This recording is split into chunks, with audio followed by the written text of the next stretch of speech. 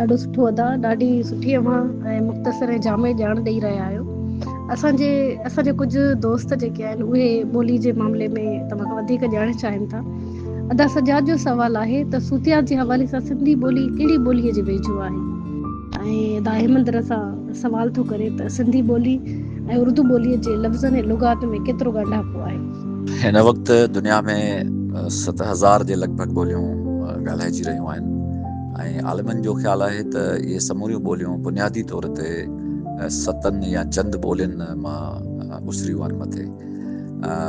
अब्दुल कलाम आज़ाद बि लिखे थो त ॿोलियूं जेके आहिनि उहे 7 आसमानी आहिनि। हाणे हिन ॻाल्हि खे असां केतिरे क़दुरु तस्लीम कयूं या साइंसी हिसाब सां न कयूं त आसमानी आहिनि या न आहिनि, बहरहाल इहा ॻाल्हि वाज़े थिए थी त ॿोलियूं बुनियादी तौर ते तमामु घटि हुयूं जिन मां ॿियूं ॿोलियूं पैदा थियूं आहिनि।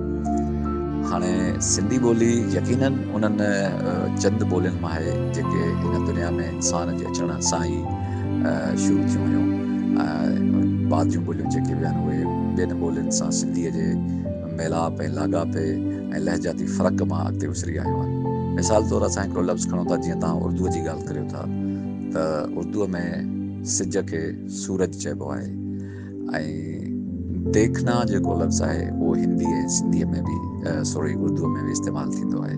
देखना माना ॾिसणु ऐं सूरज माना सिज। जॾहिं असां उर्दू ॿोलीअ जी कथा करियूं था त उनजी उमिरि वधि में वधि 300 सालनि ताईं आहे, पर लतीफ़ साईं अॼु खां 250-300 साल पहिरियां पंहिंजे मुशाइरीअ में इहे लफ़्ज़ इस्तेमालु कया आहिनि। सूरज शाखूं चकियूं कुमाणो कमर तारा कतियूं ताइब थिया देखींदे दिल पर।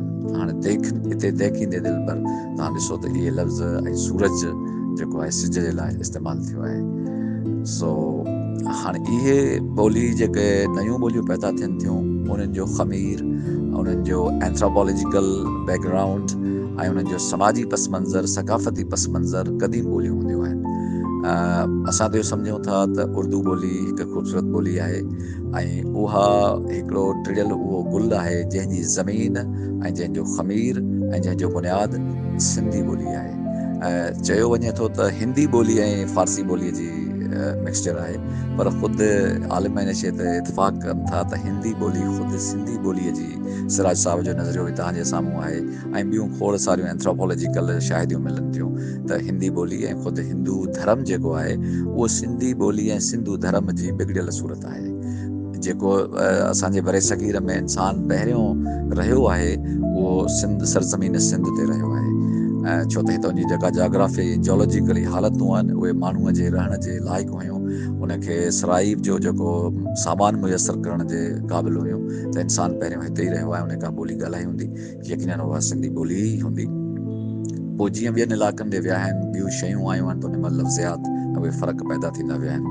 त असांजो इहो मञणु आहे त उर्दू ॿोली जेका हिंदी ऐं फ़ारसी ॿोली जो मिक्सचर सम्झी वञे थी 300 साल पहिरियों, उनजी जेका लफ़्ज़ियात आहे उहो सिंधी ॿोलीअ सां तालुक़ु रखे थो ऐं ख़ुदि हिंदी ॿोलीअ जो बि तालुक़ु सिंधीअ सां आहे। व्याकरण जे हिसाब सां हिंदीअ जो ऐं संस्कृत जो जेको स्ट्रक्चर आहे उहो घणो सिंधीअ सां मिले थो ऐं असांजे पुराणे जेके व्याकरण जा किताब आहिनि उन जा त इस्तिलाह जेके आहिनि उहे सभु सिंधीअ सां ई तालुक़ु रखनि था। मिसाल फ़ेल अकर तरक या इन क़िस्म जा अग्रेग उपसरग इन क़िस्म जा लफ़्ज़ सिंधीअ जे पुराणनि व्याकरण जे किताबनि में मिलनि था ऐं उहे हिंदीअ में इस्तेमालु थींदा आहिनि। या असांजो अॻियाड़ियूं पछाड़ियूं जेके आहिनि वारियूं या इन क़िस्म जूं उहे बि इन सां तालुक़ु रखनि थियूं हिंदीअ सां। त मां इहो जेको महसूसु कयो आहे त ॿियनि समूरियुनि ॿोलियुनि खां सिंधी ॿोली हिंदीअ खे वधीक वेझी आहे या हिंदी उनखे वधीक वेझी आहे। मारवाड़ी जेको आहे सो इन जो मिक्सचर मां पैदा थियल हिकिड़ी ॿोली महसूसु थिए थी। सो मुंहिंजी इहा राय आहे।